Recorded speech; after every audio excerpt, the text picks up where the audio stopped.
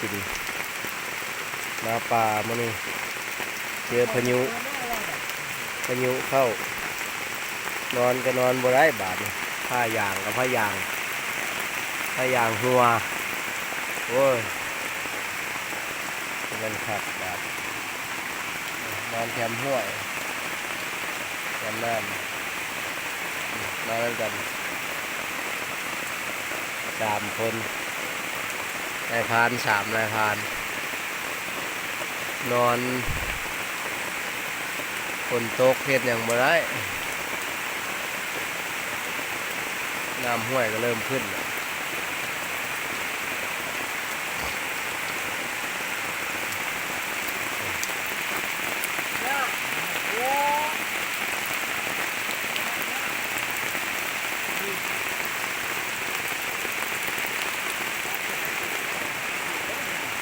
ได้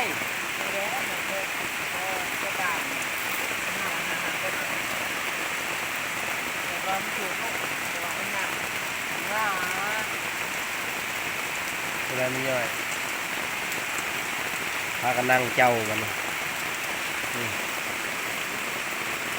พากันนั่งโจ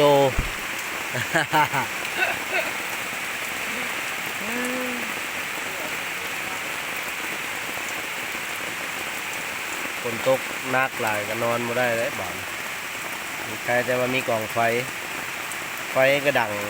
ยากเลยมันฟืนเปียกเลยเพื่อสิดังได้มันธรรมดาแต่ว่าติดแล้วก็อยู่ดนเลยผมแดงเลย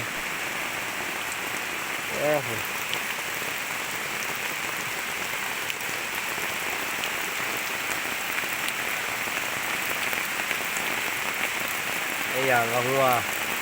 ไอ้อย่างเก่านะมันเบิดคุณภาพเอาปลาเธอนี่เจอพายุเห็ดคักแท้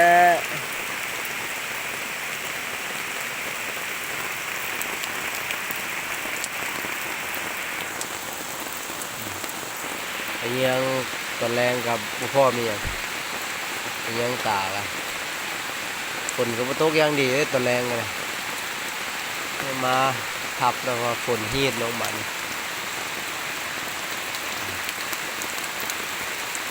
ภาพบรรยากาศให้เบิ่งน้ำการนอนกินข้าวจีโอ้ได้ตรงน้ำไม่กินในเรื่องนะบัดนี้ใส่แล้วมันตกแหง